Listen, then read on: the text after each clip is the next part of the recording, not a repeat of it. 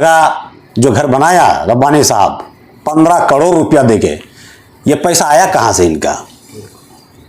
मुझे खबर है कि लंदन में भी एक होटल लिया है, वल्लाहु आलम, मगर जहाँ तक मुझे खबर है तो वो होटल कहाँ से आया? 100 बीघा कम से कम ज़मीन लेके रखा है ये पैसा आया कहाँ से इनका? इनका भाई शेख शाहजहां यहाँ किशनगंज में 13 करोड़ रुपया देके एक घर बनाया है। इनके पास ना कोई नौकरी है, ना कोई बिजनेस है, ना कोई कारोबार है, ना ये जमींदार है, जमींदार भी नहीं है।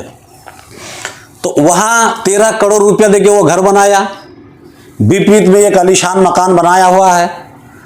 कई जगह पे इन्होंने ज़मीन खरीदा है, चायपत्ती का बागान खरीदा है। तो ना इसके पास बिजनेस है, ना कारोबार है, ना नौकरी है, कुछ भी नहीं है। एक आगे लाल बत्ती, एक पीछे लाल बत्ती, एक दाएं एक बाएं, ये गाड़ी 24 घंटा चल रही है। तो बताइए ये इसका पैसा आया कहाँ से? मैं तो बंगाल सरकार से अपील करता हूँ और मुझे उम्मीद है कि आप तक ये बात बंगाल सरकार तक पहुँचे कि इनके ऊपर भी जांच हो। ज़रूरी है। गोवाल पोखर के आवाम को किस तरह लूटा है दोनों भाई ने, इनके घर में भी ईडी सीबीआई आए और बताएं ये दोनों भाई कि इतना प्रॉपर्टी कहां से लेके आ गए तुम तो गरीबों का मसीहा हो। गरीब को तुम और भिखारी बना दिए, कहां से कहां पहुंचा दिया। अब तुम आसमान में उड़ते उड़ते उड़ते कहां पहुंच गए। तो दलाल हकीकत में कौन है तो ये लोगों को पता चल गया।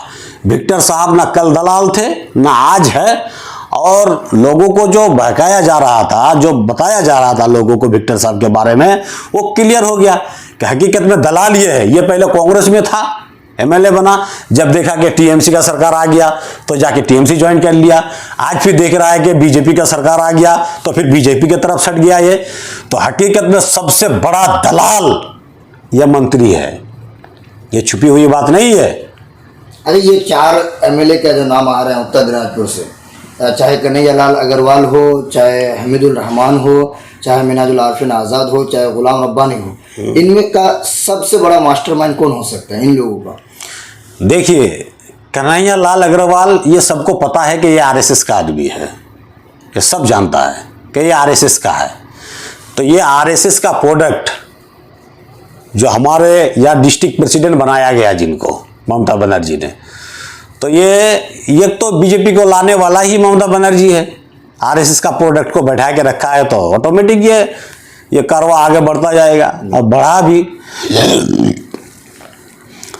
रब्बानी साहब ने जिस तरह कल बताया कि 10 एमएलए मेरे पास आए थे, अगर आपके अपनी सोच होती तो आप खुद सोच समझ के फैसला लेते, लेकिन इनकी ये बयान से पता चलता है कि ये खुद सोच समझ के फैसला नहीं लिया है। 10 एमएलए उनके पास आए, उनका खुद बयान है ये।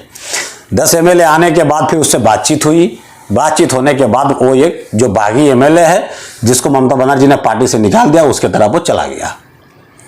तो रब्बानी साहब बोल रहे हैं कि 10 एमएलए आया है, कितना लेके आया था ये क्यों नहीं बोल रहा है वो भी बता दीजिए। ग्वाल पोखर के आवाम का